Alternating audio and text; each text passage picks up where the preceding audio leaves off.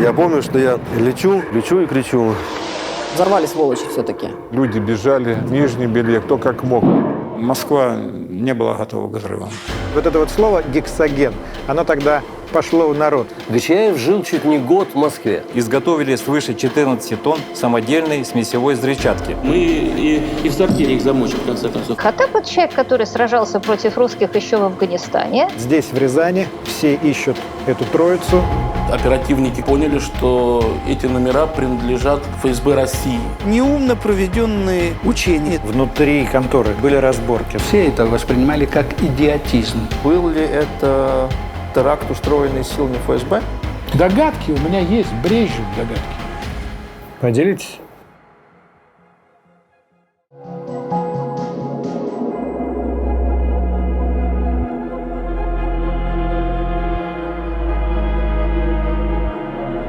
Привет, друзья! Мы в Москве на улице Гурьянова. В ночь на 9 сентября 1999 здесь происходит теракт. Взрывается жилой дом. Еще через 4 дня взрывается еще один жилой дом. Тоже тут в Москве, неподалеку на Каширском шоссе. Тихо, смотри, не шевелись, там лежит. Еще через 3 дня взрывается жилой дом в Волгодонске. Это Ростовская область. Всего в тех 3 терактах погибает 243 человека.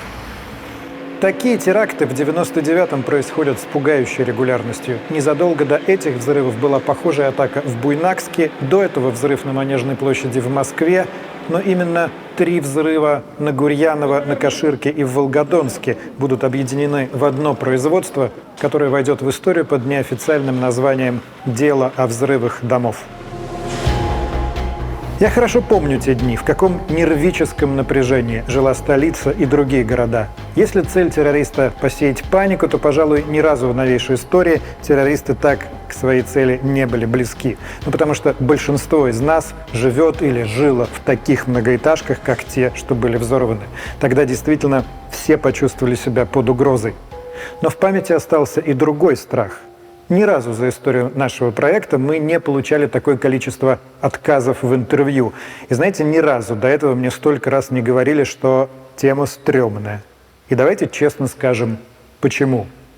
Потому что есть популярная версия, согласно которой эти взрывы организованы ФСБ, чтобы получить предлог для начала Второй Чеченской войны и привести к власти Владимира Путина. Возникла эта теория не из-за тех взрывов, что прогремели, а из-за того, который не произошел в том же сентябре в городе Рязани. Хочу напомнить вам главное правило канала «Редакция». Мы не предлагаем вам готовых суждений и не занимаемся политикой. Мы стараемся максимально объективно изложить факты и рассказать эту историю решили по одной простой причине. Мы считаем неправильным, когда в нашем с вами общем недавнем прошлом, не там где-то далеко в истории, а вот прям вот то, что недавно было, есть какое-то мутное пятно, о котором люди боятся вспоминать.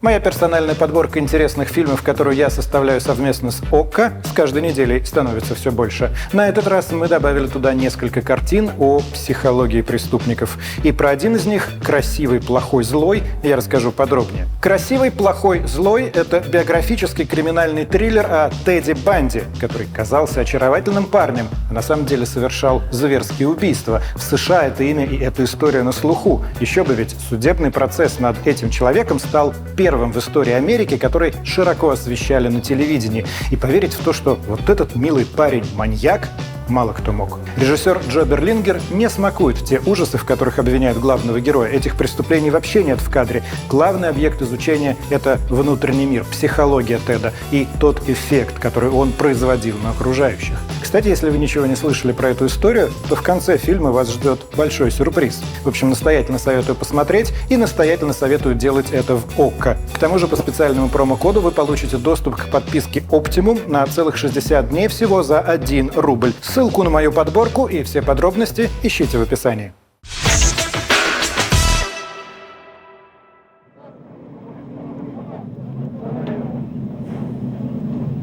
Мой телефон требует!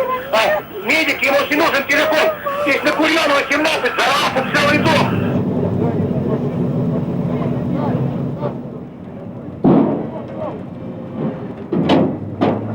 Хлопок произошел.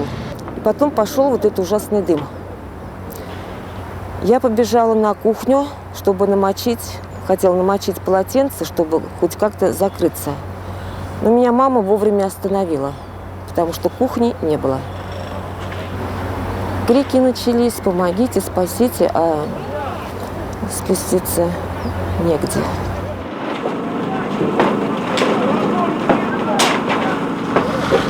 Дом 19 по улице Гурьянова, он стоит вот так, вдоль дороги. Это обычная типовая девятиэтажка.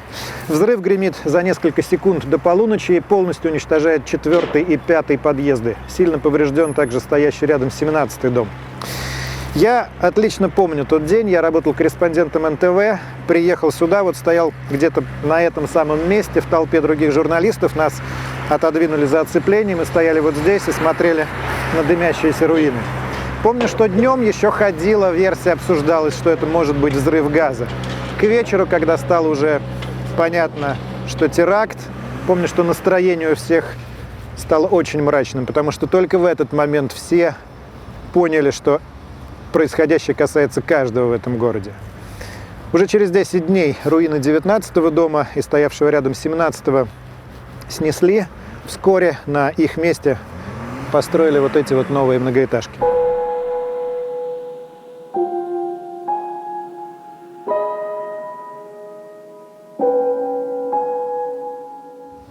Когда я сюда первый приехал, я, конечно, увидел трагедию.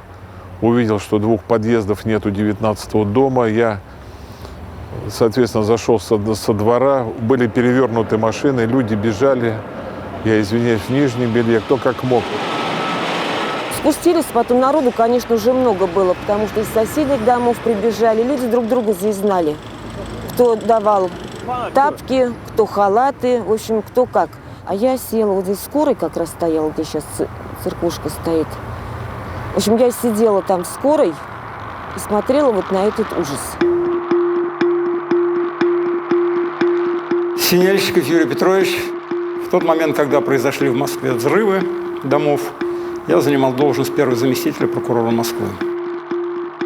Мне позвонили по телефону, дежурный прокурор, наверное, где-то это было во 2 часу ночи. И сообщил, что дом на Гурьянова взорвался.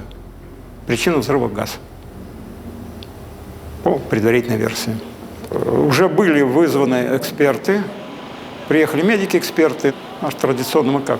Труп осматриваем на месте всегда. Но когда мы поняли, что трупов под 100, да, пришли к выводу, что, конечно, тут на месте ничего осматривать. Трупы стали быстро вывозить.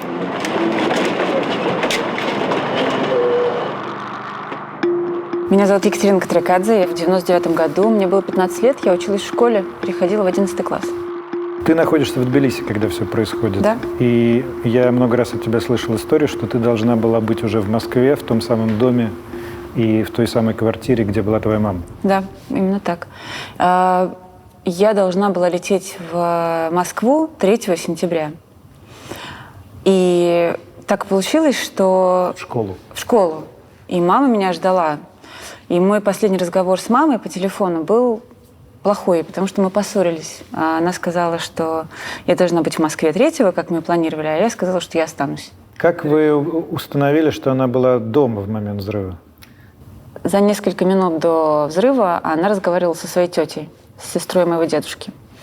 Это было без 10-12 примерно. И она сказала, что он ложится спать.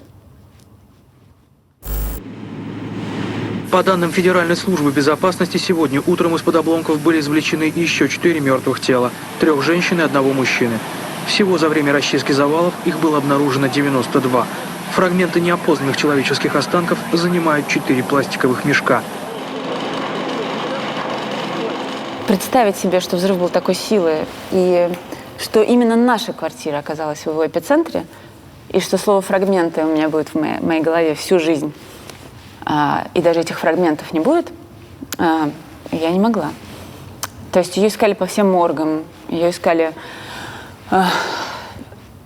в больницах, конечно, ничего не было. Был такой кинотеатр «Тула», недалеко от улицы Гурьянова, точнее, на улице Гурьянова, недалеко от нашего дома. В кинотеатре сделали центр помощи. И в какой-то момент меня подвели к такому столу, на нем было разложено очень много всяких вещей. И, в частности, там были документы какие-то, которые я нашла, мамины. Можете представить? От человека не осталось ничего. А потом мне объяснили, что просто взрыв был такой силы, что какие-то предметы могли вылететь в окно, а их потом могли найти. Нашла серьги ее, нашла ее какие-то то ли свидетельства о рождении, то ли что-то такое. И помню красную куртку, которую мне там подарили, которую долго носила еще.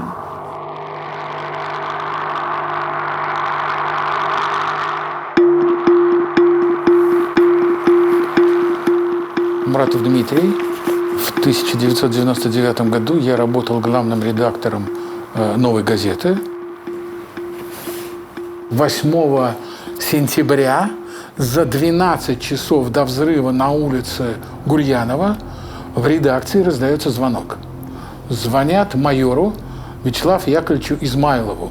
Он у нас занимался чеченской темой, и тем, кто сейчас этого не знает, он занимался в том числе обменом пленных и заложников от лица газеты. С ним связывается такой Александр Капнадзе. Кто это? Террорист. Человек, который в 1995 году попадает в плен то ли к Басаеву, то ли к Хатабу. Алексей, я сейчас этого не вспомню, но, по-моему, к Басаеву. Он рассказывает, что планируются, собственно говоря, еще взрывы. Мы передаем этого человека РУБОПу. Дальше начинается... А что с ним потом стало? Дальше начинается одна из загадок. Одна из загадок заключается в том, что через какое-то время, его там допрашивают, через какое-то время Капнадзе встает и уходит. Он просто встает. В смысле? Ну, в коридоре, да, был между допросами, промежутка между допросами. Капнадзе встает и уходит. Мы его следов ни в судах, ни в уголовных делах, ни в каких-либо публичных выступлениях более не встречали. Прапорщик Александр Капнадзе. То есть он просто исчез? Да, он исчез, он, видимо, стал свидетелем. Может быть, его защитили как свидетеля, который там чем-то поделился. Может быть, жизнь его кончилась где-то на подмосковных кладбищах. Аксенов Олег Васильевич, начальник управления информации МВД России. Нас всех подняли. Были предприняты все меры для того, чтобы закрыть город, активизировать все службы, которые были в городе, на поиск потенциальных террористов, и работа и с жилым сектором, и с оперучетом, и вообще со специальной агентурой, все были подняты на уши. А взаимодействие между МВД и ФСБ в те дни было на каком уровне? Ну, проходили совещания постоянные, там министр Рушайлов встречался там с Патрушевым, были нормальные какие-то, ну, казалось, что это были нормальные взаимоотношения. Я никогда не видел таких взрывов. И я сразу засомневался насчет газа, но тут сразу уже сообщили, что все-таки это не газ, как только я явился. То есть версия о теракте появилась практически сразу? Ну, версия о теракте появилась сразу, но тут интересно-то что? Интересно то, что вот первые взрывы московские всегда исполнительная власть пыталась на нас воздействовать, чтобы мы не возбуждали дела по терактам. Для того, чтобы не было беспокойства у людей не вызывать, для того, чтобы, так сказать, не было неуверенности, для того, чтобы страх не нагнетать. Следователи, которые прибыли вперед меня, они возбудили дело не по теракту, не по убийству там, людей, а возбудили по уничтожению имущества. Ну, эта версия, она несколько часов существовала, конечно, когда увидели столько трупов И когда уже было первоначальное заключение, все-таки это взрывчатка, это не газ. Основная версия случившегося теракта. Накануне на месте взрыва были обнаружены фрагменты взрывного устройства и взрывчатые вещества – гексоген и тротил. Взрывчатка на Гурьянова, как выяснится, находилась в складском помещении на первом этаже 4-го подъезда. И вот это вот слово «гексоген», оно тогда пошло в народ, стало буквально нарицательным. Про него постоянно говорили. Через несколько лет такой леворадикальный писатель Александр Проханов написал даже довольно известный роман «Господин гексоген». Гексоген – это промышленная взрывчатка, поэтому тоже поводу было много разговоров. Но потом и довольно быстро следствие установило, что и здесь, на Гурьянова, и на Каширке, и в Волгодонске был не гексоген, а была самодельная взрывчатка. Сегодня в ФСБ подтвердили факт задержания 2 подозреваемых в причастности к взрыву. Пока они задержаны в соответствии с законом на 3 суток. По данным ТАРТАСС, эти подозреваемые жители Чечни, работающие в коммерческих фирмах, которые располагались на 1-м этаже взорванного дома. Хозяин фирмы, некто Лайтанов, сейчас также разыскивается. Лицо, которое снимало помещение, арендовало, было установлено в первый день. К концу первого дня где-то было установлено. Тогда мы еще не знали, что он не под своей фамилией действует. Фамилия, так сказать, значит, мелькала одна, на самом деле был другой. То есть он пользовался чужими документами. Ну, для этого было очевидно с самого начала, но он же не совсем... А на самом деле это был Гочияев? Да, на самом деле был Гочияев. Фотороботы там появлялись, они, правда, были весьма противоречивые. Зовут меня Валентин Гефтер. Был общественным помощником депутата Думы Сергея Адамовича Ковалева. Вы были членом общественной комиссии по расследованию обстоятельств взрывов домов в Москве. Да, хотя в первый момент, когда она была образована, если я не ошибаюсь, в начале 2002 года, я не был в ее составе, там было несколько депутатов, если я правильно помню, Сергей Шенков, Юрий Щекочихин, ну вот Сергей Ковалев. В первую же ночь после взрыва сразу, понятно, были поставлены все на уши, все спецслужбы, ФСБ. И тут же, поскольку уже было понятно, откуда источник взрыва, тут же ночью был доставлен в Лефортово, видимо, или там, я не знаю, в Следственный комитет, был доставлен Марк Блюменфельд как арендатор этого помещения на, по-моему, 1-м этаже. Вот. Значит, Марк показал, естественно, что у него субаренда была вот таким-то человеком, с таким-то паспортом, и они ему предложили составить, по его слов, фоторобот этого человека. Он к нему приходил дважды. Один раз, когда договаривался о субаренде, а второй раз, видимо, когда они подписывали договор. Вот. Поэтому все-таки он его 2 раза видел. Он составил этот фоторобот. Потом рассказывал Марк, что когда ему потом показали фотографию человека по имени Гочияев уже именно, не Лайпанов, вот которым паспорт, которого у него был при аренде, а того настоящего Гочияева, то он сказал нам, по крайней мере, Марк, что его впечатления были, что это был другой человек. Но когда на суде его прокурор уже спросил, задал ему вопрос, узнаете ли вы в фотографии Гочияева, настоящего Ачемеза Гочияева, того человека, кто к вам приходил и арендовал, значит, помещение, Блюменфельд ответил положительно. Сегодня ночью в Москве несли усиленное дежурство более 600 сотрудников милиции. Резко участились как сообщения от граждан о подозрительных предметах, так и анонимные сообщения о заложенных бомбах. У нас ведь пошло еще создание всякого рода дружин по инициативе значит, граждан, которые там патрулировали, ходили, сами осматривали тоже. И нежилые. То есть ощущение, что это не последний взрыв, появилось еще после первого теракта на улице Гурьянова? Ну, это появилось, да. Это появилось ощущение такое. Ну, появился прежде всего ужас. Ужас у всех. Ужас не только у обывателя, не только у граждан, но и у правоохранителей ужас. И члены, сказать, нашей следственной бригады говорили, общались так. Я же в таком же доме живу, слушай, вот точно такая же у меня панелька, вот та же серия. Это же могут и нас рвануть. После взрыва на Гурьянова всех московских участковых бросают на проверку нежилого фонда на подведомственных территориях. Проверяет его и участковый Дмитрий Кузовов. Он всего год как служит в милиции. Его земля – это 12 многоэтажек здесь, на Каширском шоссе, включая дом номер 6, который стоял вот на этом месте. В нем располагался мебельный магазин «Ива», сданный под склад за 1000 примерно долларов наличными. Кузовов приходит, во время осмотра видит какие-то мешки, уходит. Потом через сутки возвращается, видно, что-то у него отложилось. Хочет проверить, но дверь уже заперта, собственника нет. Кузовов, потоптавшись, уходит. Утром 13 сентября дом номер 6 взорван.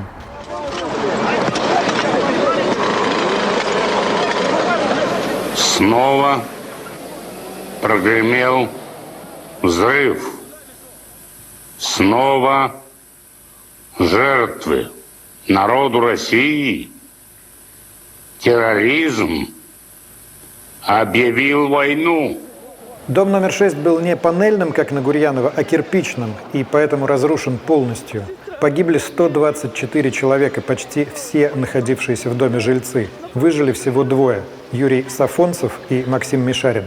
Наша квартира, находясь прямо под помещением, где заносили все эти гексогенные мешки, все спрашивают, почему я остался жив, не знаю, как тебе повезло, ты вылетел в окно, то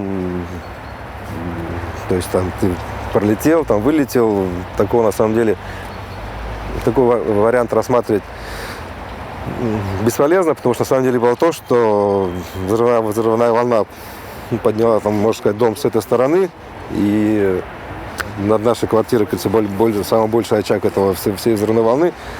Весь дом взлетел. Я помню, что я лечу, долго лечу и кричу, лечу и кричу.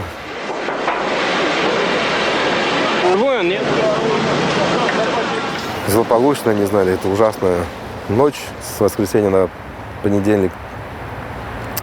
И стало это роковой ночью, которая перевернула всю нашу жизнь, в которой я потерял родителей, Царство Небесное. И хоть и говорят, ты родился в рубашке, это твой второй день рождения, 13 сентября. Для меня это 13 сентября, конечно, тот день, та дата, которая навсегда останется достаточно темной, ужасной.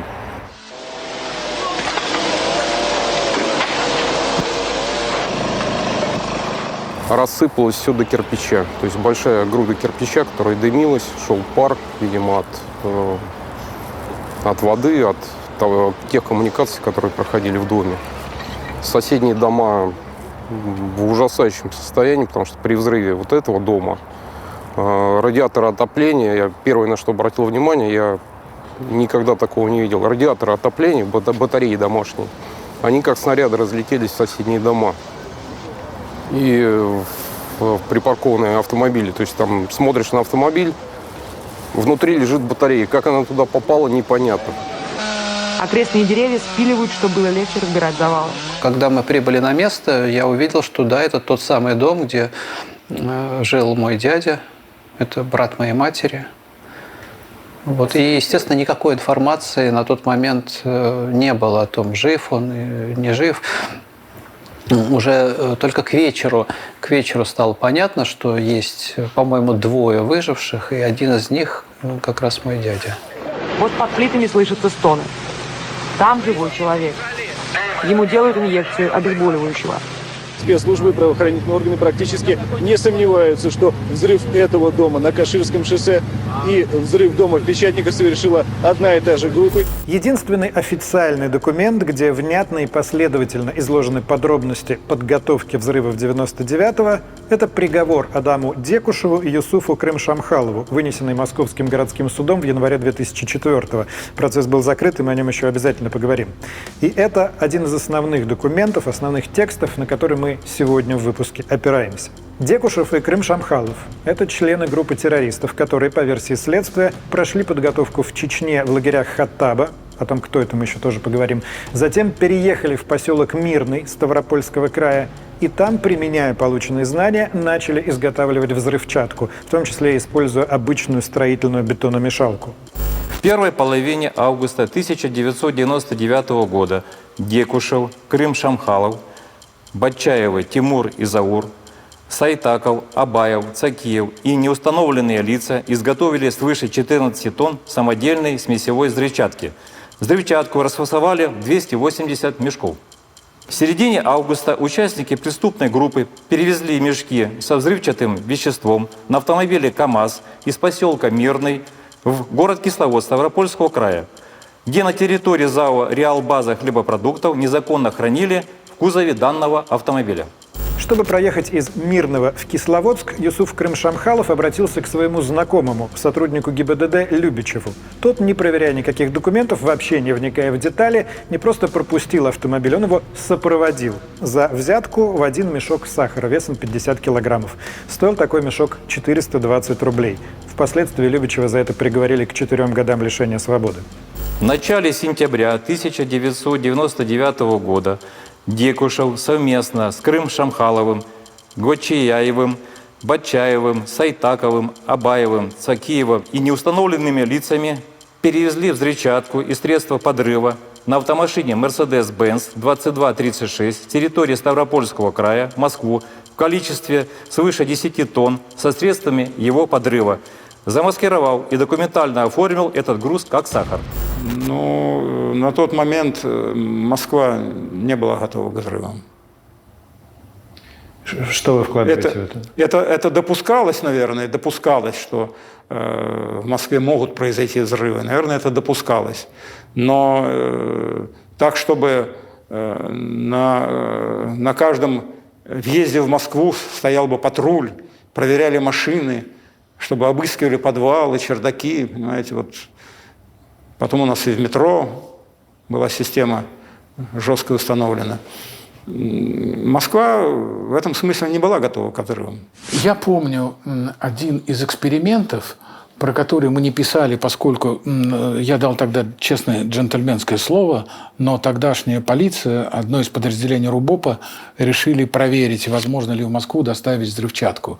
И в Невинномысске есть комбинат, который производит вещества, из которых, я не буду просто ничего этого рассказывать, из которых при определенных технических, химических манипуляциях получается взрывчатка высокой мощности. И они доехали, заплатив какое-то количество денег, они доехали от Невинномысска до Москвы. Я думаю, что тогда это был вопрос денег, это был вопрос нищих сотрудников, вопрос заброшенной, сильно заброшенной милиции, которая выходила на дороге кормить семьи. У нас всегда, как крайними делают сотрудников милиции, сейчас полиции и так далее. Но согласитесь, когда идет несколько сотен тысяч машин мимо тебя проходит, узнать, что именно в этой машине что-то такое взрывоопасное или опасное находится, всегда сложно. Всегда есть оперативная информация, когда тормозят какую-то определенную машину, и под видом того, что вот мы случайно вас остановили, а что это у вас такое? Так вот, например, с этими крупными партиями наркотиков происходит и так далее. Все. А в данном случае все было непонятно и, в общем, не просто было взять и так их поймать, вычислить это и иголку в стоге сена найти. В начале сентября 1999 года Гочияев арендовал складские помещения в Москве в доме номер 70 на улице Краснодарской, в доме номер 19 на улице Гурьянова, в доме номер 16, корпус 2 по улице Борисовские пруды и в доме номер 6, корпус 3 на Каширском шоссе. Больше 10 тонн взрывчатки и средства подрыва складировали в арендованном помещении на улице Краснодарская. Гочияев жил чуть не год уже. Ну, может быть, я ошибаюсь, но, во всяком случае, точно несколько месяцев до этого уже жил в Москве. Он, значит, оформил свою фирму, эту самую «Бренд-2». У него было несколько, кажется, фирм, таких торгово-посреднических. Ставицкий Василий Алексеевич, бывший начальник Центра общественной связи, бывший первый заместитель начальника управления программ содействия Федеральной службы безопасности. Значит, что касается Гочияева, да, он был успешным бизнесменом в свое время, так сказать, во всяком случае, следствием это было установлено. Поэтому он Москву великолепно знал, мог заключать соответствующие договора. У ФСБ были какие-то данные, которые могли бы вести к тому, что он террорист? Или про него ничего не знают? Нет, это такой информации, во всяком случае, я тогда не знал и не нашел подтверждения этого. И то есть его не подозревали, за ним не следили? Его не подозревали, вне всякого сомнения. Непосредственным исполнителем всего этого, наверное, все-таки он и был. Наверное, он все это организовывал, наверное, так сказать, он всем этим руководил, и все шестеренки двигались под его присмотром. Так я думаю. И вот он как раз до сих пор и не найден. Он не найден, да. Ну, если не убит нигде. Он приехал в Москву с башкиром Сайтаковым, с татарином Равилем Ахмяровым, со своим шурином Хакимом Абаевым. И Абаева убили в 2004 году в Ингушетии, Сайтакова при выходе из Грозного зимой 2000 года. Мы знаем также дальнейший путь Ачемеза Гочияева. Он выглядит так, что 6 октября 2000 года происходят одновременно 4 взрыва, 2 в Пятигорске, 2 в Невинномысске. 8 декабря снова происходят 2 заминированных машины взрываются на верхний рынок Пятигорска. Значит, после этого, 24 марта, случается удивительное происшествие. Гаишники, черкесские гаишники возле аула Адыги-Хабль останавливают машину, за рулем ее сидит карачаевец, и они видят, что бак машины наглухо заварен, а бензин поступает в карбюратор из пластмассовой канистры через трубочку. Они говорят: слушай, а что у тебя так машина странно устроена? Отвели машину на штрафстоянку, пришло большое количество людей посмотреть, что там в машине. Ну, в этот момент наступает и час 10 минут, 10 часов, машина взрывается, экспертов в клочья, и одновременно взрываются еще 2 машины в Минводах и в Ессентуках. После этого, естественно, из водителя начинают вытрясать всю душу, и, значит, выясняется, что одну машину покупал на рынке человек, которого зовут Николай Кипкеев, это который взорвался на Рижском в 2004 году, еще один человек, и всех берут. И все они говорят, что, знаете, вот нашим руководителем был Ачемез Гочияев. И, конечно, это какой-то дикий провал ФСБ, потому что, ребята, вот у вас это продолжало там действовать. В Москве 30 тысяч домов, они все будут взяты под контроль. Чуть меньше в других крупных городах России. Все тотально должны быть взяты под контроль. Это будет сделано уже сегодня. Анонсировали сегодня в течение дня, что мэр Лужков объявит о каких-то чрезвычайных мерах. Я думаю, что он скажет конкретно, что будет делать. Но это будет ужесточение режима в городе, в Москве. И применение более жестких мер по удалению лиц, которые находятся в городе Москве без определенного места жительства, рода занятий. Второй взрыв, конечно, придал тревоги намного больше людям. Заметно прибавилась тревога, и поняли, что уже наверняка будут еще взрывы. Люди просто ждали, где рванет. Помимо 2 взрывов готовились или еще взрывы в Москве, которые были предотвращены? Предотвращены на Борисовских прудах. Вот, там, к счастью, так сказать, удалось, предотвратить, найти это взрывчатое вещество и, естественно, ликвидировать, вывести, а потом уничтожить. Как это часто бывает, а прошло больше 20 лет, одна большая история обросла за это время параллельными сюжетами. Они часто живут самостоятельной жизнью и путешествуют по сети. Один из таких сюжетов – это фраза спикера Госдумы Геннадия Селезнева. 13 сентября 1999-го он выступает на заседании Совета Думы. Съемки нет, но сохранилась стенограмма, и говорит следующее. Здравствуйте, уважаемые коллеги. Сегодня в России день траура. Давайте мы тоже начнем наше заседание с того, что почтим память всех погибших в Дагестане и в Москве. Вот еще передают. По сообщению из Ростова-на-Дону, сегодня ночью был взорван жилой дом в городе Волгодонске. Жилой дом в Волгодонске был взорван 16 сентября, то есть через 3 дня после слов Селезнева. Так родилась одна из самых популярных теорий заговора, связанных с этими взрывами. Видите, что происходит в стране? Вспомните, Геннадий Николаевич, вы нам в понедельник сказали, что дом Волгодонский взорван за 3 дня до взрыва. Это же можно как провокацию расценивать. Если Государственная Дума знает, что дом уже взорван якобы в понедельник, а его взрывают в четверг. У меня единственное оцепенение и отупение. Как же так? Если вы сообщаете за 2-3 дня до теракта, то впечатление, что это было запланировано. Тогда кем запланировано? То есть он ничего не говорил, поскольку он по автоматам по должности был членом Совета Безопасности. Вот и сейчас мы здесь говорим, а идет заседание Совета Безопасности. Только тогда Ельцин проводил его, а сейчас Путин. Возможно, он слышал там, на заседании.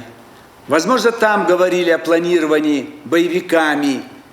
У нас же контрразведка была во всех этих боевых группах на Северном Кавказе. Все-таки это наша страна. И там можно было подобрать. Возможно, говорили, что предполагаются теракты вот там, там, там и там. Сам Селезнев потом будет не раз объяснять, что это была сначала ошибка, ему передали информацию о возможных терактах на юге, и он ее не так понял, а потом какое-то дьявольское совпадение. Теракт в Волгодонске действительно произошел. Я знал Геннадия Николаевича Селезнева. Я потом у него спрашивал, что там с этой запиской. Он мне говорит, только-только обсуждали там по какой-то другой причине с какими-то депутатами Волгодонск и необходимость того, что там, значит, АЭС, и нужно там всюду наводить порядок, укреплять, чтобы там чего-то там не произошло. Вот, говорит, вырвалось. Другой версии, честно сказать, у меня нет. Мы сейчас в Волгодонске, это большой райцентр в 200 километрах от Ростова-на-Дону. 16 сентября 1999-го ранним утром здесь гремит еще один взрыв. Взлетают на воздух 2 секции вот этого дома, он был длиннее.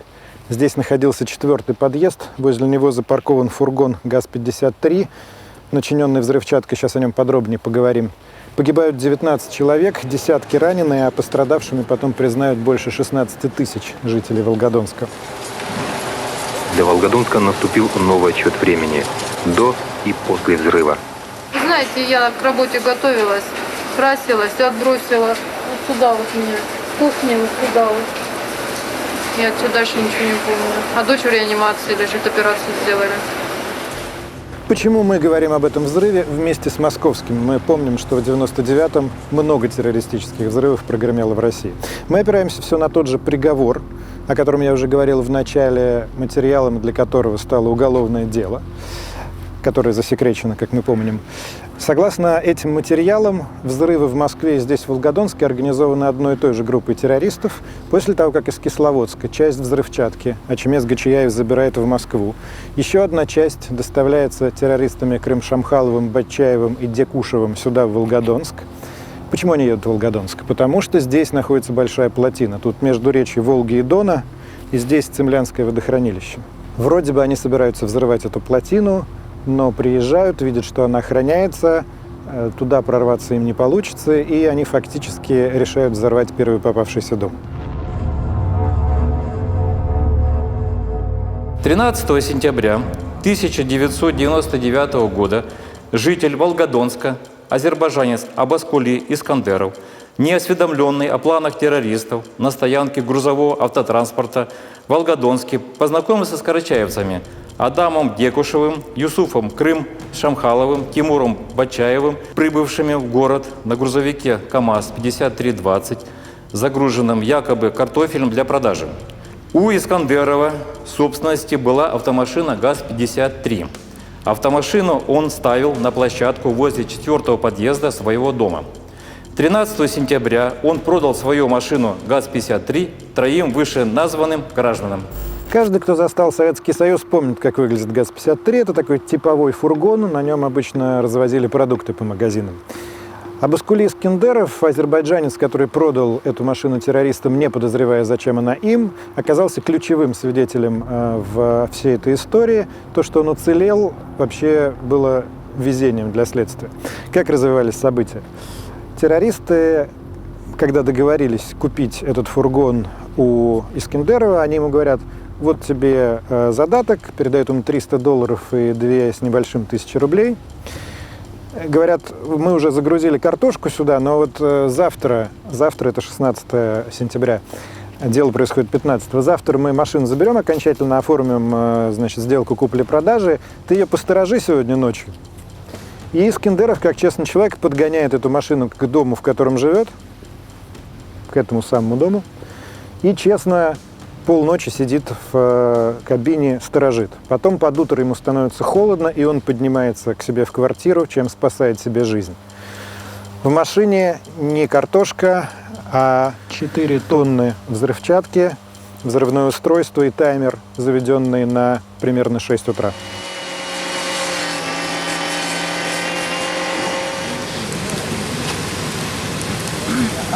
Я жила во втором подъезде Гагарина, 58. Это где-то вот мы замеряли, метров 30 от воронки было. Воронка была вот здесь, вот где мы стоим. Я слышала, что все кричали, взорвали сволочи все-таки.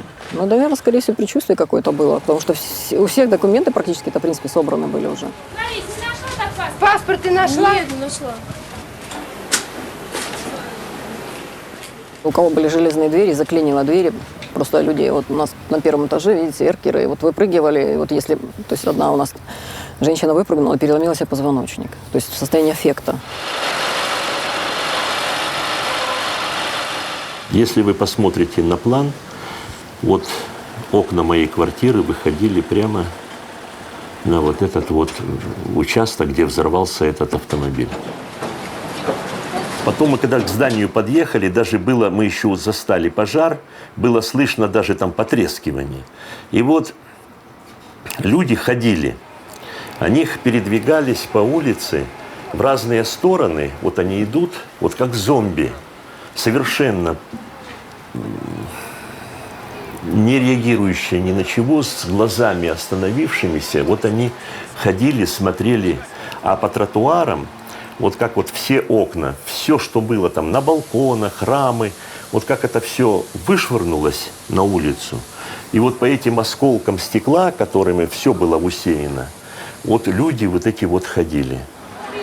Вот же не было, раз, этой стены не было. И тут вот напротив Волгодонского взрыва отделение милиции. Жители тогда считали, что они защищены лучше, чем другие. А вот в этом доме, видите, сейчас тоже 9-этажка, фактически тот же дом, вот так вот они стоят, живет Владимир Гончаров, на тот момент сотрудник Волгодонского уголовного розыска и тоже пострадавший в теракте.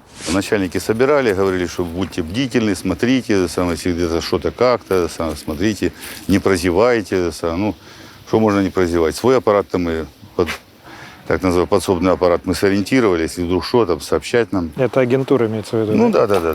Вот. А на земле участковых ориентировали, что смотрите, если где приезжие, где-то что-то как-то. Ну, все кивали головами, все записывали, там, кто в уме, кто на бумажку. А в результате получилось так, что допустили заезд автомашины, поставили как раз возле моего дома.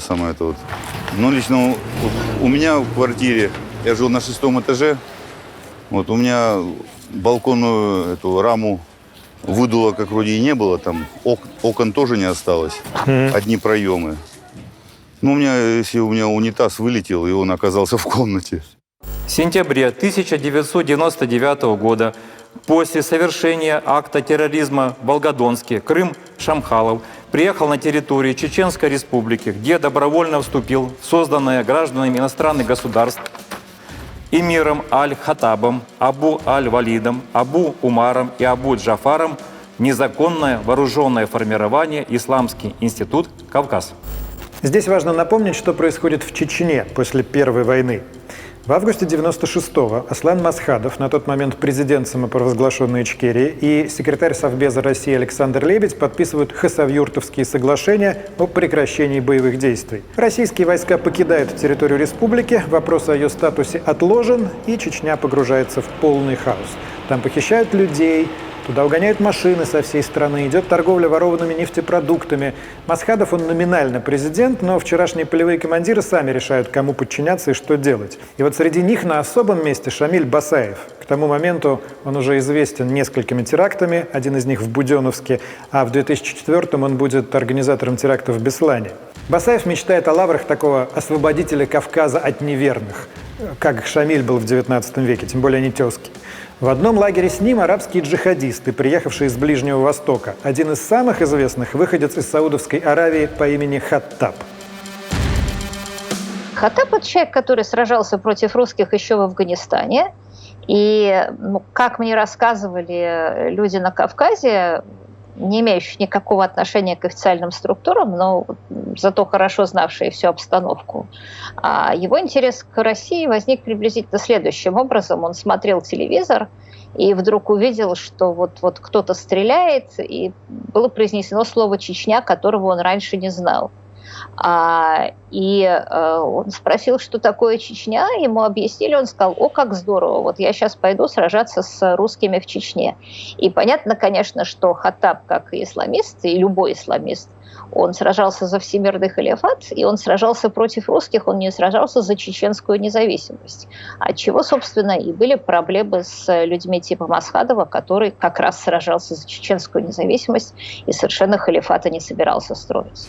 В лагерях, которыми в том числе руководит Хаттаб, тренируются люди со всего Северного Кавказа, в том числе и Гачияев, Крым-Шамхалов и Декушев, о которых мы уже знаем. В начале 99-го борьба между Басаевым и Масхадовым, это президент Ичкерии, обостряется до предела. Басаев решает, что пора ему идти ва-банк и перенести джихад на соседние с Чечней республики. В августе 99-го больше 1000 боевиков под руководством Хаттаба и Басаева вторгаются в Дагестан. Масхадов осуждает это нападение, но реально он противодействовать ему ничем не может. 11 августа в Дагестане начинаются бои между исламистами и российскими войсками, которые против ожиданий Басаева поддержаны местными жителями. Сражение идет за села Карамахи и Чебанмахи. Это становится прологом ко Второй Чеченской войне и ведет к стремительному взлету популярности нового российского премьера Владимира Путина, который лично прилетает в Дагестан. Дагестан есть, был и будет составной частью Российской Федерации. Согласно официальной версии событий, взрывы в Москве происходят в качестве мести боевиков за поражение, которое им российская армия наносит в Дагестане. Насколько эта версия верна, по-вашему? В значительной степени эта версия верна, действительно. Если можно, я как раз скажу для начала не про взрывы в Москве, а про взрыв в Буйнакске. Почему это очень важно? Потому что взрыв в Буйнакске, я напомню, поставили грузовик, люди, которых потом поймали. И там было 2 грузовика, которые должны были взрываться с разницей в 2 часа. Один взорвался в 21:45, а другой просто не взорвался, потому что все эти террористы были такие же косорукие, как наши менты. И, в общем, обе стороны, соответственно, абсолютно стоили друг друга. И, соответственно, поэтому грузовик второй не взорвался. В нем нашли все документы этих людей, которые не особенно скрывались, потому что, с их точки зрения, происходил джихад.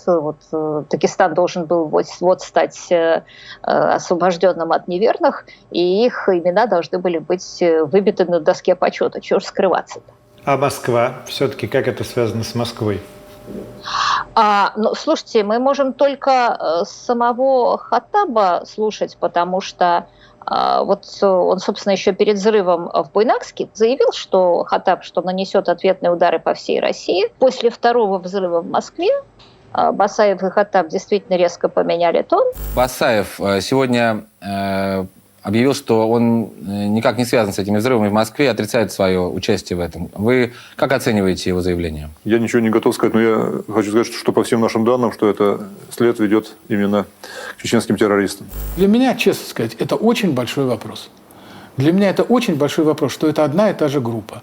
У меня возникает ощущение, в том числе из показаний бывшего прапорщика Капнадзе, о котором я говорил, о том, что групп было несколько.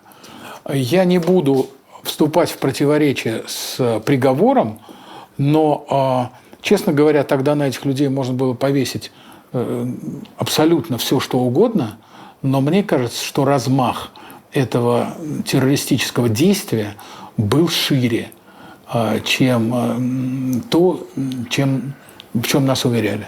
Мы немного, но несколько раз обсуждали с адвокатом Шамилем Арифуловым. Это вопрос о том, на чем он настаивал на следствии, и был очень недоволен, что этого не было. Это судебно-техническая экспертиза, сравнение следов разных параметров взрывчатых веществ с складов в Кисловодске, с Борисовских прудов, со следов взрывов в Волгодонске и Москве, в 3 жилых домов. И мы бы еще к этому добавили мешков с сахаром, так называемым гексогеном в Рязани, которые были обнаружены известно как и известно кем.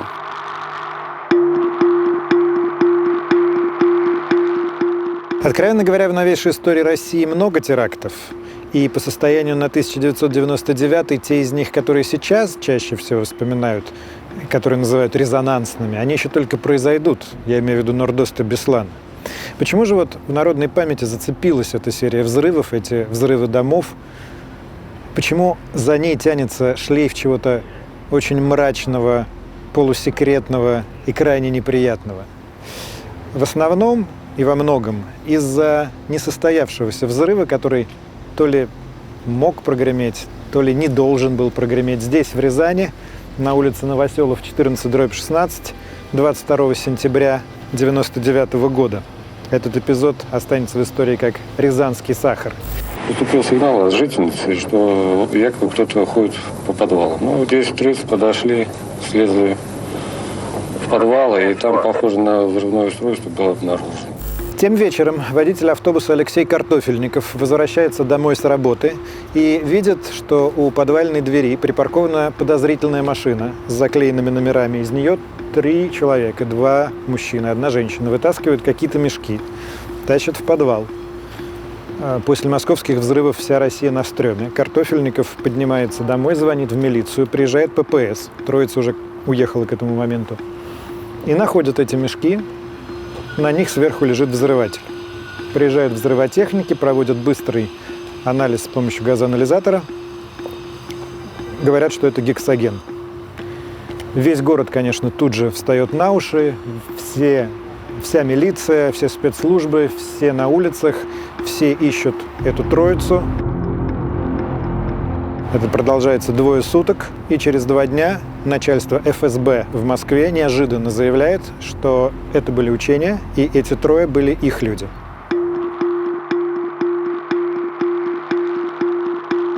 Вот этот подвал, куда они заносили мешки, он с тех пор заперт. Я знаю, что милицейскому начальству объявили выговор потом за то, что подвал у них был не заперт, и посторонние смогли легко туда зайти, занести мешки.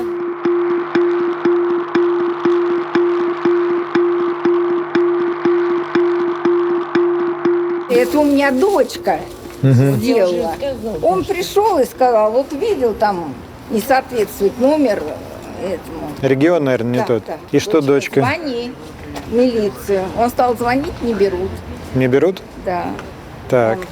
Не берут. Она, нет, звони. И звонил до тех пор, доставил, пока там трубку не взяли. На дежурном автомобиле я прибыл туда в адрес. Вкратце ситуация была понятна. Мною были приняты меры к тому, чтобы обеспечить эвакуацию жильцов и обеспечить проверку всех близлежащих домов на предмет таких же возможных закладок. То есть вы рассматривали эту ситуацию как боевую? Ну, безусловно, конечно, потому что такие события встречаются у кого-то 1 раз в жизни, у кого-то и вовсе могут не встретиться. Поэтому, конечно же, повышенная тревога и серьезность по отношению вот к этим событиям, она, безусловно, присутствовала. Там был взрывотехник на тот момент милиции общественной безопасности Ткаченко. Вот он, насколько нам известно, значит, какое-то количество вещества было взято из мешка, он был открыт, вскрыт ими, насыпано на асфальт, и его пытались произвести взрыв. Проверить, сдетонирует ли он. Вот, насколько известно, там он не сдетонировал. После этого была проведена уже экспертиза. Ну, я так понимаю, вот этим вот экспертно-криминалистическим центром. Там, они используют газоанализатор, это очень известная история. Газоанализатор показывает некие пары, схожие с гексогеном, на основе чего Ткаченко делает вывод, что это взрывчатое вещество. И жильцов эвакуируют в находящийся неподалеку кинотеатр «Октябрь». Эвакуировали не всех. То есть лежачие люди остались, потому что была спешка. По крайней мере, об одной лежачей женщине мне точно известно. Все это время она находилась в этом доме, и когда где-то в половине четвертого в истерике пришла ее дочь и стала приставать к милиционерам, что у меня там находится моя мама, то ей сказали: ну все, мы все проверили, можешь заходить.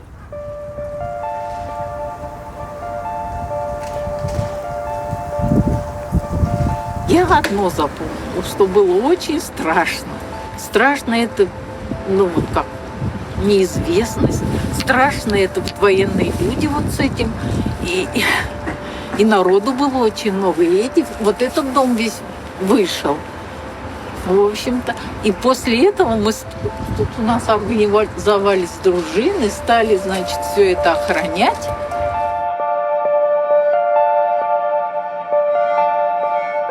Город, конечно, был, можно сказать, что в паническом настроении, потому что люди поняли, что вот эта беззащитность перед терактами, она не где-то там, в Москве, в Волгодонске, в Буйнакске, она здесь, рядом. И добавляла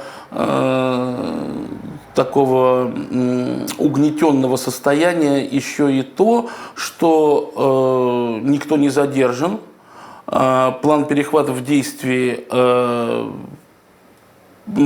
полиция и ФСБ отрабатывают версию, что люди находятся в городе. И дальше происходит интересный эпизод. Телефонистка, я не знаю, как это правильно называется на тот момент, Надежда Юханова, перехватывает некий телефонный разговор, о котором сообщает в ФСБ. Юханова перехватывает телефонный разговор, слышит, как мужчина говорит, что в городе расставлены блокпосты, всюду введен план перехват, на что ему на другом конце провода отвечают: покидайте город по одному. Насколько известно, один человек его действительно покинул именно на том автомобиле, который был, что примечательно при плане перехвата. Да? Вот, автомобиль нашли в Коломне. Брошенном. Автомобиль был брошен, человека не было. Да? А двоих людей задерживают. Сейчас там еще очень важная деталь. Пробиваются ли номера, откуда был звонок из Москвы? Ну да, вот это вот самый уникальный, наверное, в этом расследовании, самый пикантный момент, да, когда оперативники, которые пробивали номера, поняли, что эти номера принадлежат к АТС ФСБ России. Так, и что происходит дальше? И вот дальше происходит, на наш взгляд, самое интересное, что дают команду «отбой», и тем не менее наши оперативники, ФСБ или МВД? ФСБ, они никогда об этом не говорили, но это же очевидно, да, что они проводят задержание. Что говорили на тот момент оперативники? Что они выполнили полностью всю свою работу, то есть они дело довели до конца. Дальше получается, что им предъявили служебные удостоверения, да, и я так понимаю, что захват-то был не мягким, а жестким. А дальше непонятно, что произошло, но про этих задержанных мы ничего не знаем. Ну, задержанные были отправлены в Москву, потому что они оказались неожиданно коллегами. Николаев Николай Владленович. Я работал руководителем программы «Независимое расследование» телеканала НТВ. 22 сентября объявлено о том, что в одном из домов в Рязани предотвращен теракт, что тоже должен был произойти взрыв. Да. И спустя 2 дня ты, как журналист НТВ, находишься на коллегии МВД, где присутствует Владимир Рушайл, на тот момент министр, и глава ФСБ Патрушев. Так точно. Значит, это была расширенная коллегия. Слово было предоставлено Рушайло, который не без пафоса сказал, что вот предотвращен террористический акт, молодцы, в общем, доблестно сработали. Есть положительные сдвиги. Об этом, в частности, свидетельствует вчерашнее предотвращение взрыва жилого дома в Рязани. Все уже, так сказать, начищают свои звезды дополнительно, вот, то есть все счастливы, все довольны, в общем, да, хорошо сработали. Это была благодарность в адрес всего милицейского корпуса. И я решил поймать Патрушева, что было крайне сложно. И я знал, куда они пойдут в перерыв. Начался перерыв. И, конечно, они пошли в столовую. Я знал там все маршруты на Житной. И я так встал, что я вроде бы возле охранников, но я вижу весь коридор, по которому идет вся эта, вот, так сказать, орда жаждущих поесть. И вижу Патрушева, который чуть поодаль от них идет. И я ему кричу: Николай Платонович, будьте любезны, там 2 слова для НТВ. И он совершенно как будто под гипнозом подходит и начинает со мной разговаривать. И я ему задаю вопросы, ну, вообще какие-то такие, не связанные с этим терактом. Я говорю, вообще, как прошла коллегия, вот что для вас... То есть ты не ожидал никакой сенсации? Я абсолютно не ожидал этого. И я говорю, а вообще, что для вас вот показалось тут интересным, неожиданным? Да нет, все хорошо, но вот единственное, только вот в Рязани не очень хорошо сработали. Я говорю, почему же наоборот, по-моему? Нет, ну это же были учения. Это не был взрыв, во-первых. Во-вторых, не предотвращен, и думаю, что не совсем четко сработали. Это было учение, там был сахар. Взрывчатого вещества не было. Рушайло узнал об этом от меня. Я после того, как закончилась беседа Патрушева с прессой, пошел за кулисы коллеги и сказал ему, что сейчас Николай Платонович Патрушев сказал о том, что это были учения. Ну, мягко говоря, Рушайло был очень удивлен. Они сидели за одним столом, они могли обменяться этой информацией до коллегии, пока там ждали Владимира Владимировича Путина, который на этой коллегии присутствовал. Но, в общем, как-то вот Николай Платонович решил сказать об этом журналистам, а не министру внутренних дел. Я был в очень хороших отношениях с пресс-секретарем Рушайло. Так просто по жизни случилось, что мы с ним, так сказать, были знакомы и прежде. И несмотря на генеральские погоны, он мне позвонил, сказал, ты знаешь, Рушайло в истерике бьется. Ну, в общем, то есть для Рушайло это был просто шок. И, конечно, чудовищное унижение.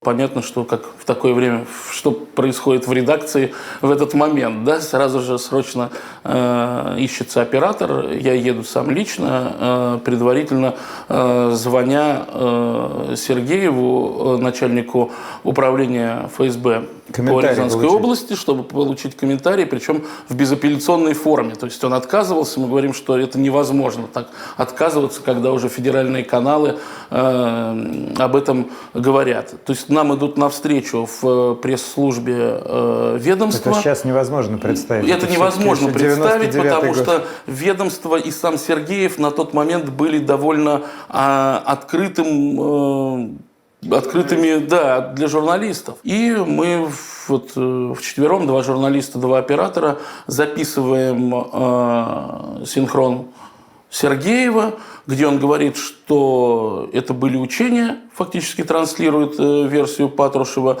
и на наши уточняющие вопросы отвечает, что мы об этом не знали. Для нас это самих было полной неожиданностью. В этом случае понятно, что мы не совсем в это верим, как журналисты, но, с другой стороны, физиогномически, глядя на реакцию этого человека, при всем том, что люди из этих структур умеют хорошо скрывать свои эмоции, видно, что человек в данном случае говорит нам правду. Что он не Его знал. взгляд действительно несколько рассеян. Он действительно 3 бессонных ночи, вся служба на ногах. И понятно, что тут вдруг вся их работа по предотвращению идет немного не по тому сценарию, если не сказать прахом. Мне кажется, очень сложно было ему озвучивать эту позицию. Вот еще один из тех сюжетов, который сейчас невозможно представить. Через полгода после событий в Рязани на телеканале НТВ выходит программа журналиста Николая Николаева «Независимое расследование».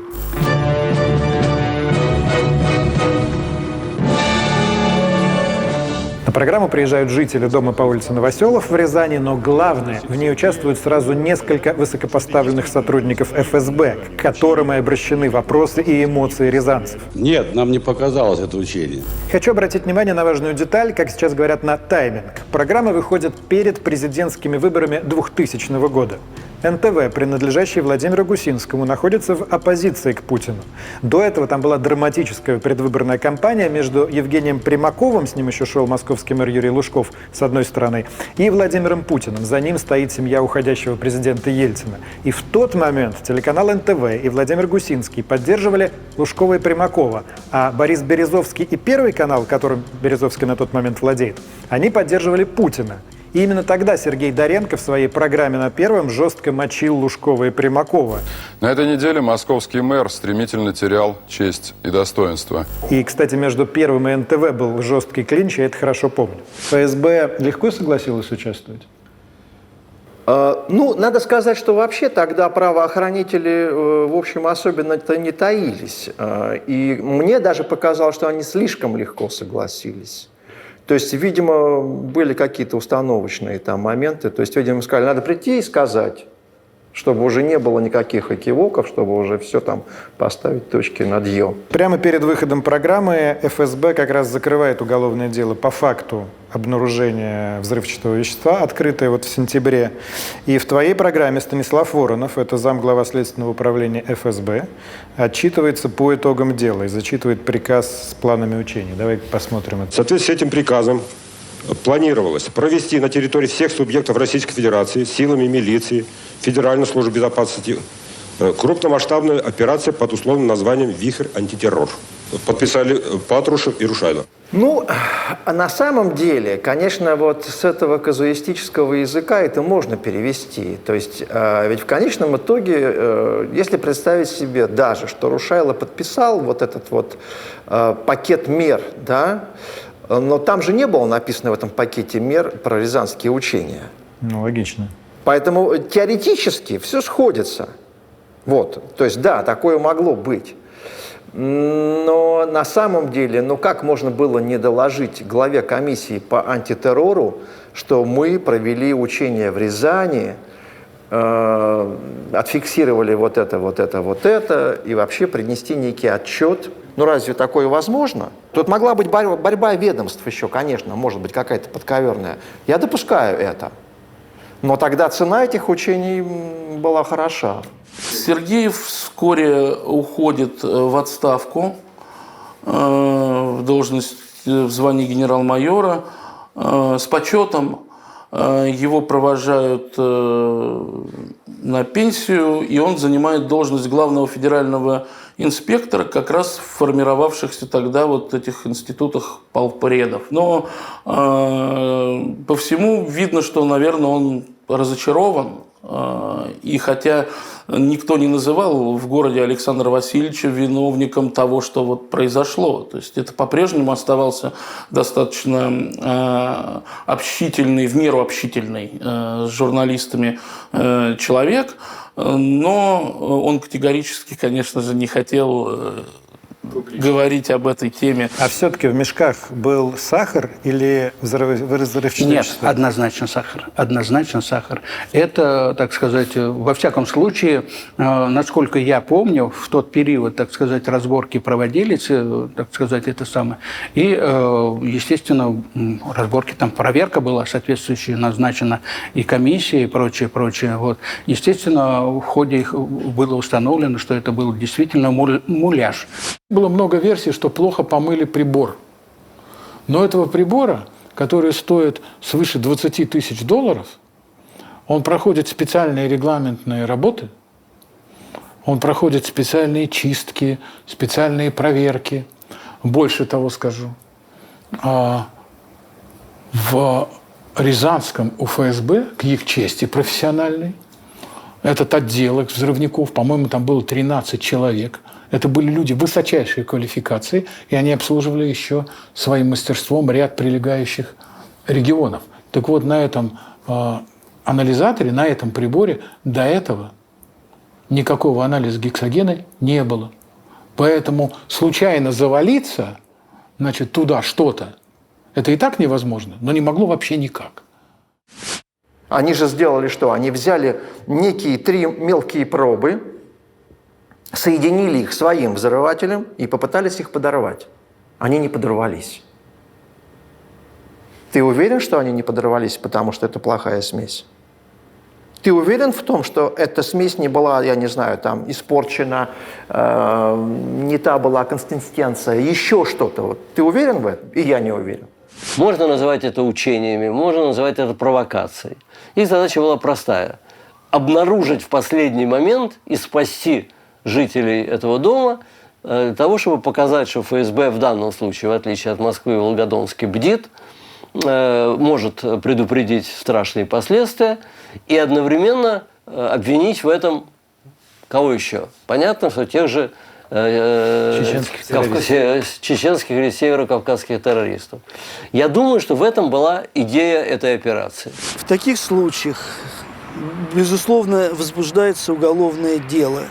Соответственно, те лица, в данном случае сотрудники ФСБ, это обычные, будем говорить, там, аппаратные, это не оперативники. Так вот эти люди, они, по-моему, не какие-то там самоубийцы, то есть они должны были приехать, да, им что должны были сказать? Вы давайте, вы затащите туда мешки, мы это преступление раскроем, а вас потом там ФСБ, соответственно, прокурор в суде вам... И вы сядете лет на 15. И вы сядете лет на 15, там, на 10. Вы согласны? Да, вряд ли такая история. Я думаю, что ни один такой камикадзе бы не возник. Одной фразы неумно проведенные учения, или даже не учения, скорее, можно сказать, неумно проведенная проверка. Нужна была галочка, проще говоря. До вас доводились в каком-то виде результаты этих учений, раз это были учения? Конечно же, давалась оценка деятельности всех подразделений, которые непосредственно принимали это участие. И, конечно, разбор полетов был. Вот. На одном из оперативных совещаний управления внутренних дел. Ну, оценка была там хорошо, отлично, ну, безусловно, что оценка была не ниже удовлетворительно, будем так говорить. Вообще, как можно сейчас, так скажем, представить себе, каков этот моральный ущерб, каков материальный ущерб? Прошло полгода с той поры. То, что Гусинский на тот момент находится в оппозиции к Путину, не значило, что тебе дают какие-то указания, в каком ключе делать эту программу. Ну, абсолютно, нет. Может быть, я сейчас так сказал, что это как бы в поддержку вот этого постулата, что были какие-то указания и ужесточить как бы саму передачу. Нет, так получилось, что программа вышла острой. И, кстати говоря, я хотел сказать, мы специально принесли вот все вещественные доказательства по делу, они опечатаны и находятся вот в этом. Мы не можем ее вскрыть без следователя. Это решение должно быть определено. Но мы специально принесли. А публика, которая находилась в студии, вот представители того дома сказали, ну откройте, покажите. Окей, мы вам верим, но при условии, что вы откроете пакет. Нельзя, это гостайна. Потом внутри конторы, как принято говорить, вот вы говорите, были разборки, да? То есть, руководство было недовольно, руководство, что называется, топало ногами. Общие разговоры, которые шли, как в любой организации, у нас в том числе, так сказать, шли, и они заключались в том, что все это воспринимали как идиотизм. Идиотизм тех, кто организовывал это мероприятие, которым хотелось, может быть, даже выслужиться, может быть, даже, а может быть, и как-то решить проблему, как народ. Действительно, оправданием было у них всех одно. Хотели проверить реакцию народа. Вот, хотели проверить реакцию народа. Проверили. Ну, известно, что сколько реакций было у народа. В марте 2000 года Юрий Щекочихин, он тогда депутат фракции «Яблоко», подготовили проект постановления Госдумы о парламентском запросе прокурора Устинову по как раз рязанскому сахару. Но остальные депутаты не поддержали, и дополнительной проверки не состоялось. Почему, как вы думаете? Для меня абсолютно очевидно, почему. Почему? Потому что большинство Государственной Думы, безусловно, контролировали органы, большинство комитетов, в том числе и комитет по безопасности и противодействию коррупции, возглавляли выходцы из органов, а влияние органов на Государственную Думу было достаточно высоко. Решение не раскачивать лодку, решение дать там спокойно провести выборы. Давайте уже мы, как у нас нынче принято говорить, перевернем эту страницу. Оно возобладало.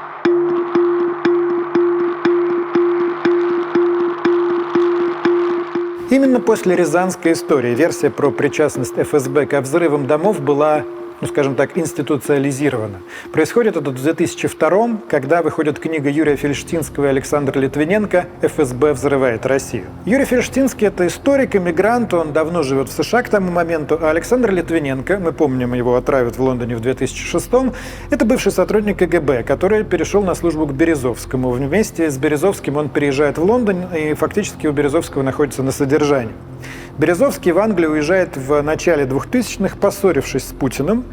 И после выхода вот этой книги «ФСБ взрывает Россию» Березовский как раз становится одним из таких активных сторонников версии о причастности ФСБ и лично Путина ко взрывам домов.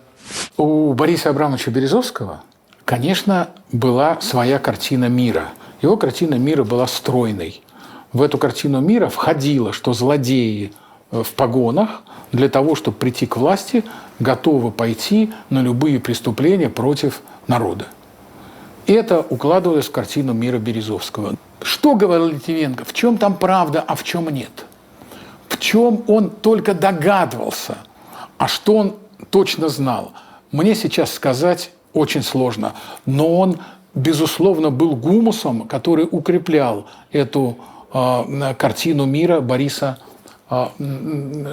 Березовского. Что касается истории взрыва жилых домов в Москве осенью 1999 года, я в то время не считал, что это спецоперация. Потом стали считать, что это спецоперация? Безусловно. Березовский имел к расследованию непосредственное отношение с момента, когда книжка была уже написана. Она, безусловно, стала удобным и хорошим орудием. Безусловно. Воспользовался ли Березовским этим орудием? Нет, не воспользовался. Была ли она хорошим орудием? Конечно, была. Значит, все, что Березовский сделал в конце пути, это профинансировал на неком конечном этапе фильм «Покушение на Россию». Мы с ним на эту тему, мы втроем, Ковалев, Левинсон и я, прилетели в Лондон, по-моему, это был февраль 2003 года, для того, чтобы встретиться с ним и с Литвиненко, обсудить все детали наших параллельных, так сказать, уже изучения дела, все его мнение все о ситуации, а он явно склонялся к причастности спецслужб. Тогда, по крайней мере. Да? Они основывались на косвенных каких-то фактах. Ну, конечно, на том, что добыли Литвиненко и Фельштинский, как они считали, да? Ту информацию, которую они получили, которая потом вошла в их книгу и так далее. Остальное это выглядело просто как его мнение, рассказ, немножко о том, что его связывает с Владимиром Владимировичем, его общая оценка политической ситуации. То есть для нашего расследования это имело очень малый интерес. К сотрудникам ФСБ тогда можно было предъявлять массу других претензий. Недостаточная компетентность, недостаточная активность, недостаточная, так сказать, попытка анализировать все процессы. Но заподозрить сотрудников ФСБ в том, что они... Это совершенно исключено. Это совершенно исключено. Даже с точки зрения личной безопасности, потому что каждый из нас, какой бы пост ни занимал, прекрасно понимал, если он где-то скажет, что надо провести какую-то подковерную игру, он автоматически попадал в уголовное преступление. С какой целью это было сделано? Зачем проводить такие учения, если это учения? Зачем взрывать на улице Новоселов, когда уже вся страна и так от всего, значит, содрогнулась? Я на этот вопрос ответить слабым своим умом, к сожалению, до сих пор не могу. Догадки у меня есть, брежут догадки. Поделитесь? Нет. Как докажешь-то? Надо было действительно выйти и объяснить, что произошло, почему После произошло. того, как это произошло. После того, в принципе, как у нас говорят между собой, мы им говорят, косяк пошел, лопухнулись, да? Бывает в жизни. Но тем же людям, которые скажут, да, мы сотрудники, вот мы сотрудники там какого-то там инспекторского подразделения, вот мы проверили, вот у нас план, вот у нас то-то. Проверили, молодцы, спасибо, еще поблагодарить, кому-нибудь вручить какие-то благодарственные письма, жильцам перед жильцами извиниться. Но, в принципе, этого сделано не было. И, соответственно, вопрос, он повис в воздухе. А вот когда уже потом, когда объявили, что это учение, то Сергеев приезжал к вам, нет? Никто не приезжал?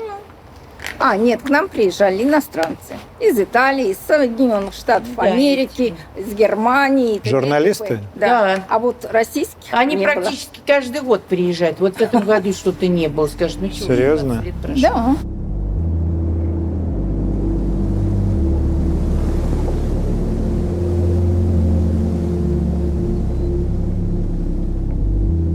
Мне начал потом через какое-то время сниться этот взрыв. Просто я пришла к главному врачу, говорю, слушайте, я его не я без сознания была. Он говорит, у вас подсознание ваше, оно слышало вот этот птицы взлетающие, вот этот крик.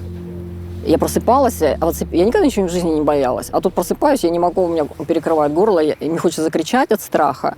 Я такого никогда ни до, ни после не видел того, что происходило. Люди шли потоком нарастающим. Средств на лечение этих людей не выделялось, потому что они не были нигде предусмотрены.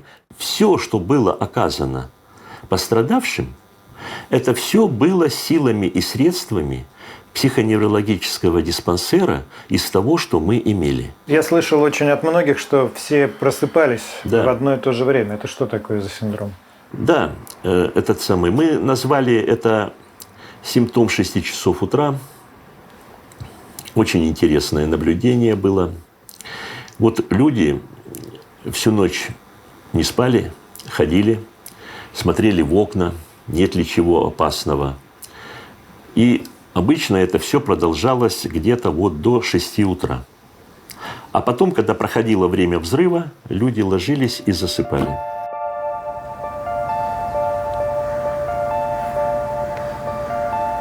Важная деталь: в результате взрыва Волгодонский дом не рухнул полностью, потому что, выяснилось, он относится к специальной сейсмоустойчивой серии. Но, разумеется, он очень сильно поврежден. 2 его секции, они туда продолжались, к тому зеленому дому. Их пришлось разобрать. Но остаток дома, как вы видите, восстановили, обшили сайдингом, укоротили на 1 этаж, если присмотреться вокруг 9-этажки, а этот дом вместе с мансардой 8-этажный. Понятное дело, что жители обратно туда возвращаться после теракта не хотели. Это была очень долгая история. Они бастовали, они жили в палатках, они судились. В конце концов, часть пострадавших переселили в так называемый Лужковский дом. Это новостройка, деньги на которую дал, соответственно, Лужков. Она тут неподалеку.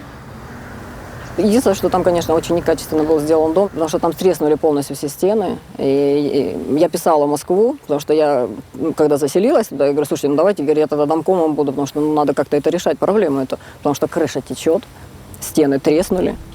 Это новый дом, 3-слойные панели.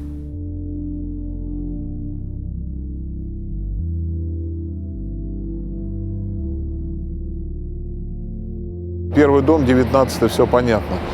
Оперативно надо было выселять людей, мы оттуда всех выселяли.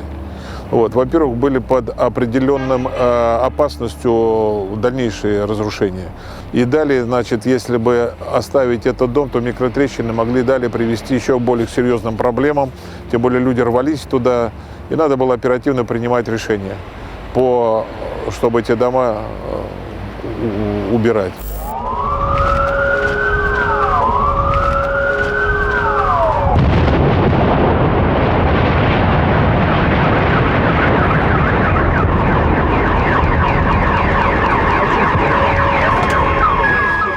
видела, как это происходило.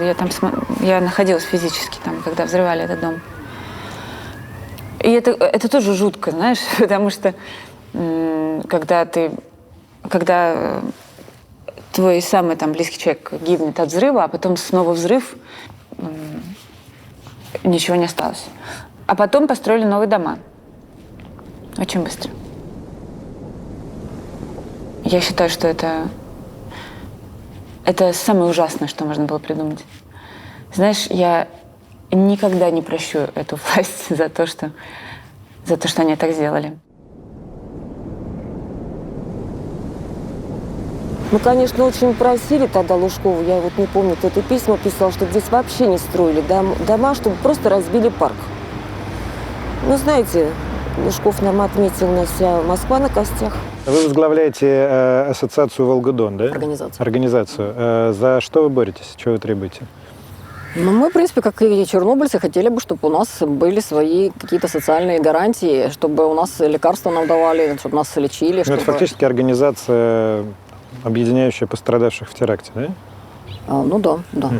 Скажите, а зачем вы считаете нужна общероссийская организация и вообще общероссийский закон реабилитации жертв чтобы теракта? Все были в одной лодке, чтобы все было одинаково. А сейчас как получается? То есть каждый регион по-своему эту проблему решает. И, соответственно, если я вас правильно услышал, в Москве одна ситуация с пострадавшими в терактах, в Питере другая, у вас третья.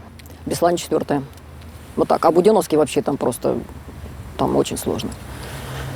Мы не смогли до них вообще достучаться. Когда разговор заходит о деньгах, в него вмешивается подошедшая и стоявшая рядом женщина. Спросите у людей. Вот просто пойдите и спросите у людей, кто такая Ирина Ивановна Халай. Бессовестная, как тебе не стыдно? Выборы закончились. Да какие выборы? Какие выборы? Подождите, а вы кто? Вы можете представить? Я сопредседатель этой организации. Была. Нет.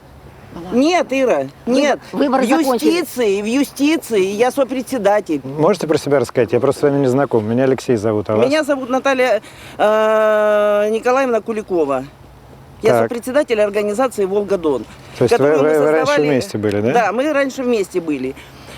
И почти 1000 человек было в организации. И когда люди попросили отчитаться Ирину Ивановну за деньги, которые приходили, она устроила тут такое, что якобы сами пострадавшие, сами члены организации, как ты говорила, рейдерский захват. А у вас из-за чего конфликт? Можете объяснить?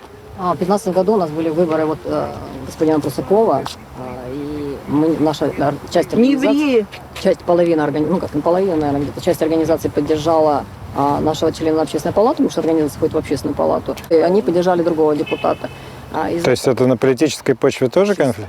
Чисто на политической. На политической. А кто за кого, так сказать? Какие партии? Нет, это Единая Россия, это все Единая Россия. Слушайте, я не понимаю, я все время на эту хрень натыкаюсь в своих съемках. Вот собрались люди ради какого-то благого дела, светлого, в данном случае вообще ради помощи жертвам теракта. Все вроде нормально сначала шло, хопа, потом из-за денег поругались или вот из-за политики. Постоянная российская история. Я не знаю, это какая-то карма наша, слушайте. Постоянно ее вижу. Постоянно.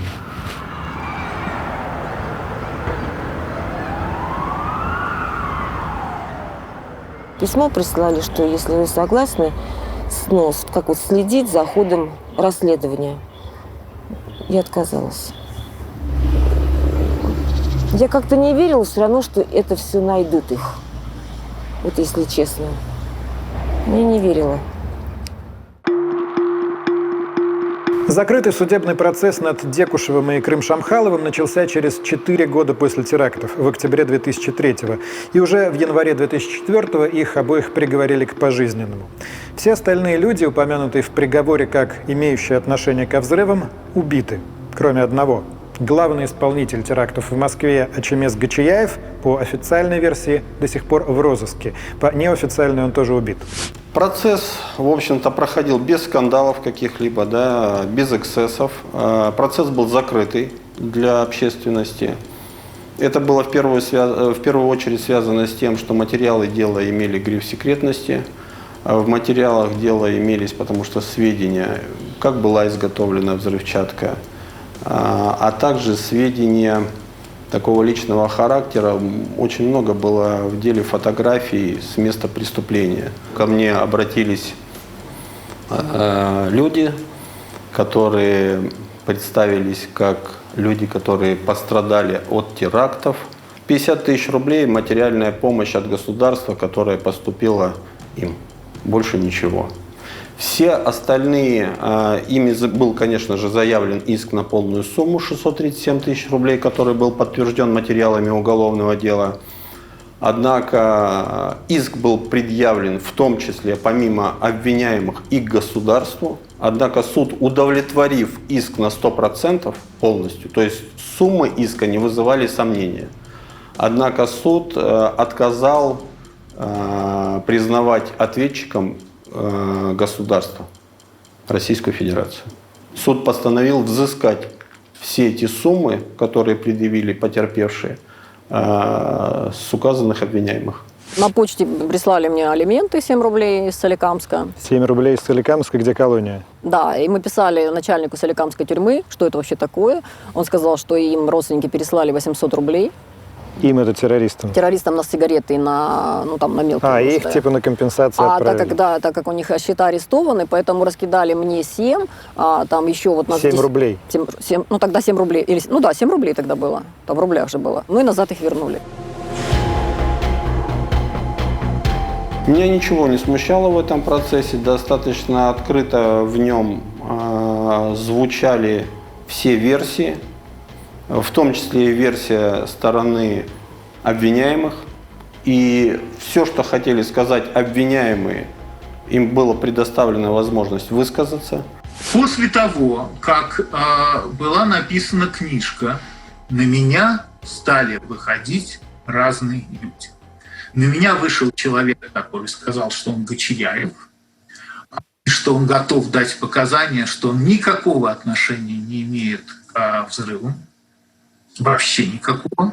Он говорит о том, что он это делал в смысле аренды и всего прочего, но не взрыва, по наводке или с помощью человека, старого своего чуть незнакомого по школе, который был сотрудником ФСБ. Не называя его имя при этом? Нет, никогда. Батюшки, так назови. И это же единственное, что дает доверие, собственно говоря, рассказу. Тебя использовали в темную, тебя использовал, как говорит Гочияев, мой давний, хороший знакомый со школьных времен. Назови. Я скажу об этом позже, говорит Ачемес Гочияев. Несколько раз его поддавливают затем вопросами. А все-таки. И он ни разу не называет. Поэтому версию Гочияева о том, что он такой невинный человек, которого развели на 4 склада, куда была заложена взрывчатка, я воспринимаю ее с большими вопросами. У меня нет никаких независимых указаний на то, что этот человек Гочияев, безусловно. Даже копии паспорта у меня нет, его и никогда не было, да? Ничего этого нет. Для того, чтобы с ним встретиться, мы должны были поехать в Панкейскую ущелье, за нашу безопасность, это мою Литвиненко, в Грузии отвечал Бадрий Патерпацишвили, который тогда был в Грузии. Он мне сказал, что послушай, вот я отвечаю за твою безопасность в Тбилиси. И твою безопасность в Тбилиси я тебе гарантирую. За пределами Тбилиси твою безопасность не может обеспечить никто, включая президента Грузии. Им хватило ума не поехать в Панкиси людям Березовского, иначе бы они там остались в качестве заложников. Значит, они там как-то сложным образом передавали друг другу эти записки, и вместо того, чтобы спросить у этого человека, слушай, если ты бизнесмен не при делах, то что ты делаешь в Панкисе вместе с арабскими и чеченскими боевиками? Это, знаете, как если по журналисту западному Бен Ладен из Тора-Бора прислал записку, что я не виноват во взрывах 11 сентября, и приезжай ко мне в Тора-Бора, поговорим.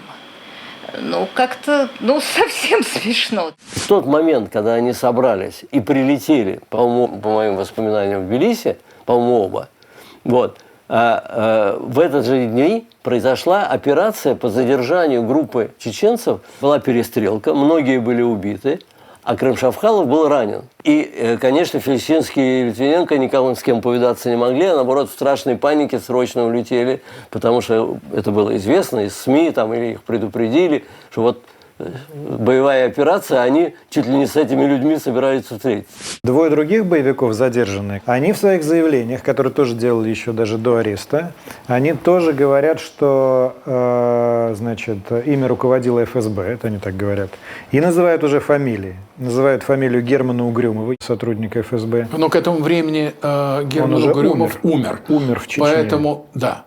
Поэтому мне понятно, почему называется фамилия Германа Угрюмова. Он ничего не может сказать. Что касается Германа Угрюмова, естественно, они могли знать эту фамилию, но вряд ли они его знали. Вот. Слышать они могли просто фамилию. Извините, это был замдиректора, который непосредственно... Замдиректора ФСБ. Замдиректора ФСБ, который непосредственно принимал активное участие в борьбе с террористами в Чечне. Ему было присвоено звание Героя России. Вот. Мы постоянно, как говорится, посещаем его кладбище. Как он умер? Как он умер? Он умер от сердечного приступа. И называют фамилию Макса Лазовского, который криминальный авторитет, тоже якобы связанный с ФСБ. Загадка номер 2 для меня. Вот первая с прапорщиком Капнадзе. Загадка номер 2 – это Макс Лазовский. Макс Лазовский – боксер, спортсмен, умный, дерзкий, быстрый, представлялся нелегальным сотрудником Федеральной службы безопасности. Макс Лазовский был причастен к 2 очень странным преступлениям. Во-первых, он был причастен к взрыву троллейбуса, предшествующему взрывов домов. Был взорван троллейбус, там, по-моему, не было человеческих жертв, но его сообщник сказал, что он взрывал этот троллейбус, будучи абсолютно уверенным, что он выполняет задания органов. Что так ему объяснил Макс Лазовский. Кроме того, на московской окружной железной дороге был взорван там, типа тепловоз с вагоном, по-моему. И эту взрывчатку тоже заложил и взорвал Макс Лазовский. То, что Макс Лазовский объяснял, что он чекист и что он выполняет задания, это такие задания, что не вашего ума дело, почему они такие странные задания, что-то взрывать в Москве, люди там вопросами не задавались. Вот тот, кто потом организует убийство Ани Политковской, Ломали Гайтукаев, он, как и Хожа Ахмед Нухаев, они все сидели в одном и том же кафе. И Макс Лазовский. На Таганке было кафе, которое называется «Лазанья». И знаменитая лазанская организованная преступная группировка – это по названию вот этого кафе, неподалеку от театра драмы и комедии. Почему вы говорите, что он для вас загадка в деле о взрывах домов? Потому что я беру общий контекст ситуации, и этим взрывам предшествовали как бы пробные взрывы. Их проводил, эти взрывы, Макс Лазовский.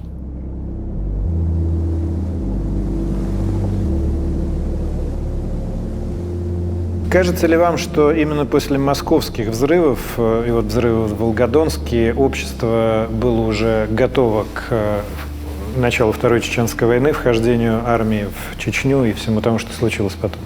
Да, это очевидно. Для меня это очевидно, потому что я хорошо помню, я общался с людьми много, вот, и как прокурор, и просто как обыватель. Мне люди задавали вопросы, и отношение, конечно, к Кавказу стало другое. Ненависть была. Уже появилась ненависть, уже надо было людям объяснять, что, ну, ребята, понимаете, террористы, но не весь Кавказ террористы, не все же люди, которые родились оттуда, там террористы. А было зачастую очень часто так, что вот какое-то произошло там скандал бытовой. Если там участвует кавказец, значит, все, он виноват, обязательно, он виноват. Потом, после этого, я в 2004 году, в начале 2004 года ехал в Чечню, полгода был в командировке, там антитеррористическое мероприятие проводили, там захватывали этих бородатых козлопасов этих. Мои-то ни жена, ни дочь не пострадали физически. Ну, морально, конечно, да. А так за людей было просто, как говорил Верещагин, за державу обидно, что такая сволота. Их-то там в этой Чечне, там, глядишь, по пальцам пересчитаешь. А такая большую Россию изогнули в позицию прачки. Я вот тоже отлично помню вот это изменившееся отношение к чеченцам тогда. И даже на НТВ, где я тогда работал, оно сильно поменялось. Потому что во время Первой Чеченской войны НТВ было очень сочувственно настроено к чеченцам. Вообще вся московская интеллигенция им сочувствовала. Но потом, во время ичкерийской независимости, была похищена журналистка Елена Масюк, которая много раз ездила в Чечню и освещала то, что там происходит. Особенно после взрывов отношение кардинально поменялось. Никакого сопереживания уже не было.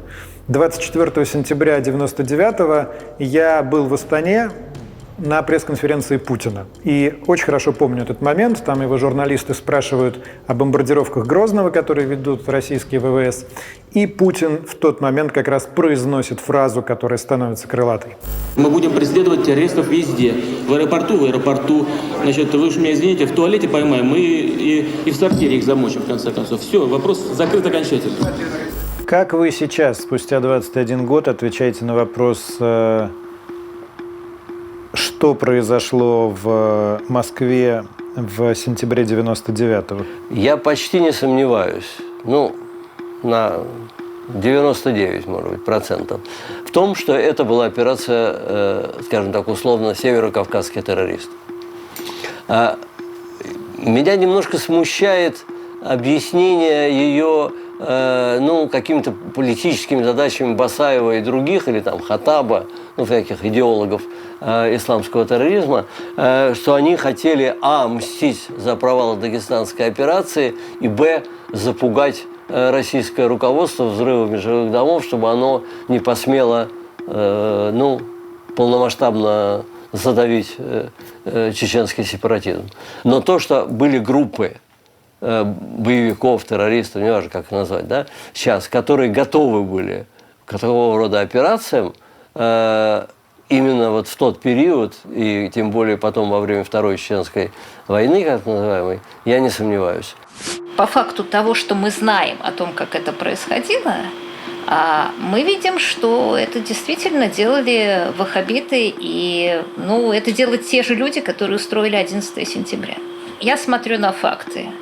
Да? Я смотрю на то, что человек, которого ФСБ обвинила в 1999 году во взрывах домов, был ваххабитский имам. И если бы ФСБ его подставила, то, наверное, этот человек нам бы не рассказывал вот эти глупости про то, что он был бизнесмен, про то, что к нему кто-то пришел с просьбой снять дома и так далее, и так далее. Сейчас, спустя 21 год, как ты объясняешь себе, что произошло в Рязани в сентябре 99-го? Ты хочешь спросить, был ли это теракт, устроенный силами ФСБ? Я хочу спросить, что ты думаешь, твоя версия событий. Давай вместе ответим на этот вопрос. Вот тогда, может быть, мы с тобой об этом не думали. По крайней мере, мы эту мысль отбрасывали. Мы, пользуясь какой-то собственной логикой, анализируя события того времени, говорили, такого быть не может. Да? Не хочется в это верить. А вот сейчас, спустя 20 лет, после Крыма, после Донецка, после Скрипалей, после Навального, после сбитого Боинга. Какой ответ? Может такое быть? Скорее да, чем нет. То есть довод о том, что это 99-й год, когда ФСБ совсем еще не то, и всего того, что ты сейчас перечислил, еще и в помине не было, не работает, на твой взгляд? Леша, а КГБ 1937 года и ФСБ 99-го отличается? Скажи мне. Ну, если ты спрашиваешь меня, мне кажется, что все-таки да. А мне кажется, все-таки нет. Установочные одинаковые. Но ведь у власти-то еще Ельцин. Но как-то не укладывается это в логику того, что нужно привести, там, укрепить там, чью-то власть страхом перед там, терроризмом. А такие тонкие как бы расчеты конспирологические, они ведь могут не оправдаться, а сыграть прямо противоположную историю. То есть вы не можете нас защитить. Зачем нам вас выбирать? О чем я думаю и что я предполагаю?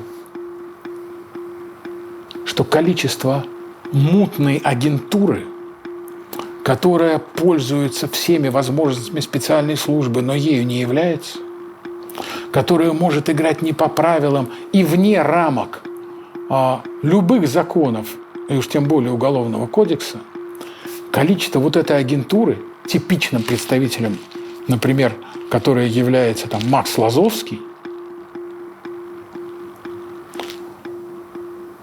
количество этой агентуры таково, что когда в их руках что-то оказывается, все это может и рвануть. А вот насколько, кто и как, и с кем, о чем договаривался, я не знаю.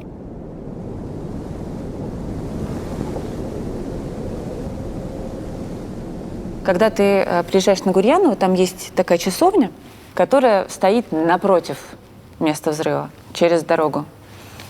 И там есть такая бумажка А4, заламинированная, в которой есть имена этих людей, за которых можно молиться при желании. И это все. Ребят, как так можно?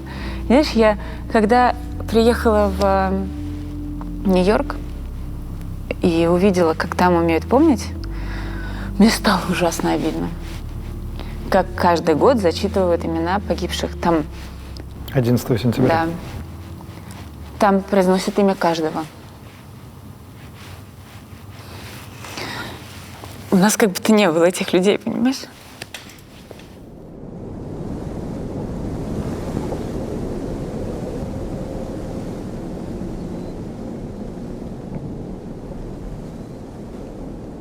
Ну вот, друзья, все выводы у нас на канале, как обычно, вы делаете сами. Я не знаю, что добавить к уже сказанному, кроме разве что своего субъективного мнения. Я, погрузившись в тему, думаю, что те двое, что осуждены за эти теракты, они сидят по делу. Думаю, что так и не найденный Ачемез Гачияев, безусловно, тоже причастен. Полагаю, что, наверное, он уже мертв. Причастны ли какие-то другие люди? Вопрос открытый. Стоит ли за организацией этих взрывов ФСБ? На мой личный взгляд, нет. Я, погрузившись в материал, опять же, в эту теорию не верю. Проблема в том, что в данном случае речь вообще не должна идти о верю или не верю. Речь должна идти о доверии. Согласитесь, это все-таки разные понятия. А как раз доверие между обычными людьми и нашей главной спецслужбой, ну и, можно сказать, властью в целом, у нас как раз-таки и нет. Но, по крайней мере, его не стало заметно больше за те 20 лет, что прошли со времени взрывов, прозвучавших в Москве и Волгодонске, и не прозвучавшего в Рязани, который во всей этой истории так и стоит особняком, так и остается главной загадкой. Однозначных доказательств того, что это не было учениями, нет. Но и однозначных доказательств, что это были учения, в общественном доступе нету тоже. Те объяснения, которые были даны, предлагается принять на веру. Но об этом я уже сказал. Это редакция. Комменты и лайки туда. Скоро увидимся.